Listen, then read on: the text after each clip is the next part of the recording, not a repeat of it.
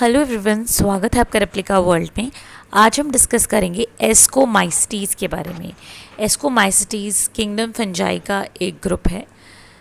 चलिए सबसे पहले हम लोग बात करते हैं कि एस्कोमाइसीटीज़ के जो मेंबर होते हैं, यानी कि जो फंजाई एस्कोमाइसीटीज़ में आते हैं, वो हैबिटेट क्या होता है उनका, कहाँ मिलते हैं वो। सो दे ग्रो ऑन डंग। ये डंग पर यानी गोबर पर ग्रो करते हैं, इसलिए इनको कॉर्पोरोफिलस कहा जाता है। ये इनकी एक खास बात है। ये डेड ऑर्गेनिक मैटर पर ग्रो करते हैं। अगर स्ट्रक्चर की बात करें तो जो इनका हाइफे होता है वो सेप्टेट एंड ब्रांच्ड हाइफे होता है। तो हाइफे के बारे में हमने पहले भी डिस्कस किया था। हाइफे दो टाइप का हो सकता है, या तो unbranched aseptate and unbranched, या फिर कह सकते हैं aseptate coenocytic and unbranched, और एक होता है सेप्टेट।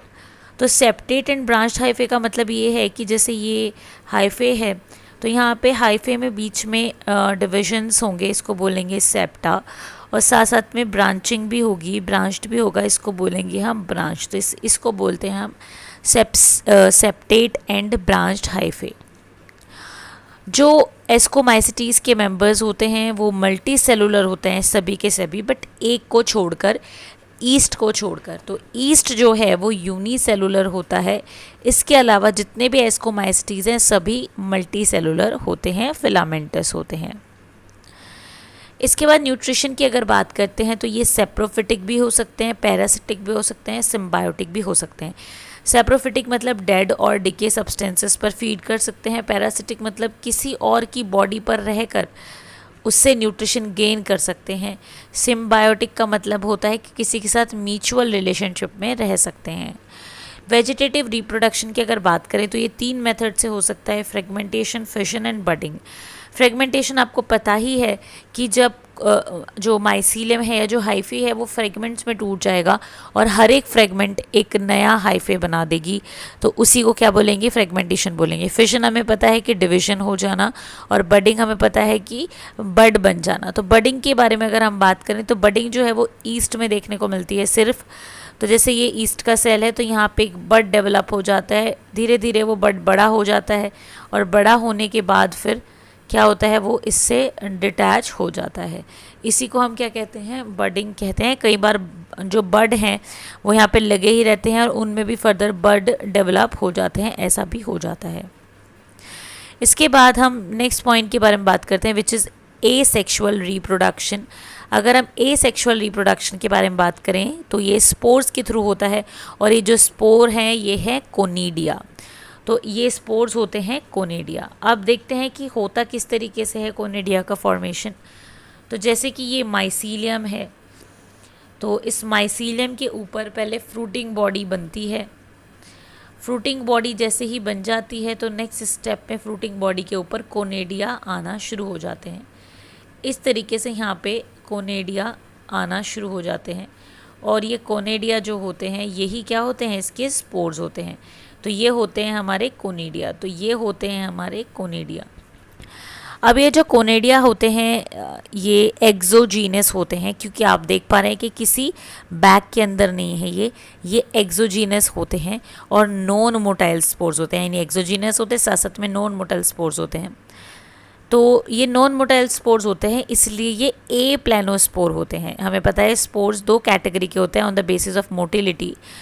तो यहाँ पे मोटिलिटी के बेसिस पर ये 2 कैटेगरी के होते हैं।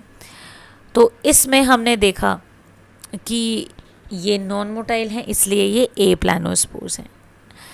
आगे बात करते हैं सेक्सुअल रिप्रोडक्शन के बारे में। सेक्सुअल रिप्रोडक्शन एस्कोस्पोर्स के थ्रू होता है, जो कि एक एस्कस के अंदर डेवलप होते हैं। अब किस तरीके से होता है इसके बारे में बात करते हैं। तो सबसे पहले जो माइसीलियम होते हैं, 2 कंपैटिबल माइसीलियम जो होते हैं उनके गैमेट्स आते हैं, यानी माइसीलियम से गैमेट्स बनते हैं। फिर उन गैमेट्स का फ्यूजन होता है। तो अब ये गैमेट्स का जो फ्यूजन होता है ये 2 स्टेप में होता है। सबसे पहले प्लाज्मोगैमी होती है, सबसे पहले प्लाज्मोगैमी होती है, यानी प्रोटोप्लाज्म का फ्यूजन होता है। सबसे पहले प्लाज्मोगैमी होते हैं, यानी प्रोटोप्लाज्म का फ्यूजन होता है। तो प्रोटोप्लाज्म का फ्यूजन तो यहाँ पे हो जाता है, बट न्यूक्लियस का फ्यूजन नहीं होता, जिस वजह से एक सेल में 2 न्यूक्लियस होते हैं। इस सेल स्टेज को हम बोलते हैं डाइकैरियन स्टेज। इसको बोलते हैं डाइकैरियन स्टेज। और यहाँ पर ये जो डाइकैरियन है इसकी कंडीशन होती है n+n, क्योंकि गैमेट्स हैं हैप्लॉइड, तो 2 हैप्लॉइड गैमेट्स के न्यूक्लियस एक ही सेल में होंगे तो क्या होगा n+n, तो डाइकैरियन स्टेज यहाँ पर आती है। इसके कुछ देर बाद ही न्यूक्लियस का फ्यूजन भी हो जाता है, ठीक है, कैरियोकाइनेसिस भी यहाँ पर हो जाता है। और कैरियोकाइनेसिस जब हो जाता है तो उसके बाद फिर यहाँ पर डाइकैरियन स्टेज से हमारा जाइगोट वाली स्टेज बन जाती है। अब जाइगोट जैसे ही बन जाता है तो फिर जाइगोट से डेवलप होता है हमारा डिप्लॉइड माइसीलियम। तो जाइगोट से हमारा डेवलप होता है डिप्लॉइड माइसीलियम, तो हमारे यहाँ पर डिप्लॉइड माइसीलियम डेवलप हो जाता है। और इस डिप्लॉइड माइसीलियम के ऊपर फ्रूटिंग बॉडी डेवलप हो जाती है। इस फ्रूटिंग बॉडी का जो नाम होता है वो होता है एस्कोकार्प। तो इस फ्रूटिंग बॉडी को बोला जाता है एस्कोकार्प, ठीक है। तो फ्रूटिंग बॉडी को एस्कोकार्प बोला जाता है। फिर अगले स्टेप में इस एस्कोकार्प के ऊपर ऐसे बैग लाइक स्ट्रक्चर या ऐसे कवरिंग डेवलप हो जाती है, इनको एस्कस बोला जाता है। तो अब यहाँ पे क्या हमने पढ़ा पिछले स्टेप में कि माइसीलियम के ऊपर फ्रूटिंग बॉडी बन गई जिसको एस्कोकार्प कहा जा रहा है, और इसके ऊपर बन गए एस्कस, ठीक है, इस तरीके से हुआ। तो अब ये जो एस्कस हैं इनके अंदर क्या होगा, अब मियोसिस होगा। अब ये जो एस्कोकार्प है या एस्कस है ये सभी क्या हैं, डिप्लॉइड हैं। तो एस्कस जो है ये भी डिप्लॉइड है, एस्कस भी डिप्लॉइड है और एस्कोकार्प भी क्या है, एस्कोकार्प भी डिप्लॉइड है। बट अब एस्कस में क्या होगा, मियोसिस होगी, और मियोसिस होके यहाँ पे स्पोर्स बनेंगे। तो एस्कस में क्या बनेंगे, स्पोर्स बनेंगे। एस्कस में यहाँ पे बनेंगे स्पोर्स, तो यहाँ पे एस्कस में स्पोर्स बनेंगे, और ये जो स्पोर्स होंगे इनको बोला जाएगा एस्कोस्पोर्स। सो ये जो स्पोर्स बनेंगे इन स्पोर्स को बोला जाएगा एस्कोस्पोर्स।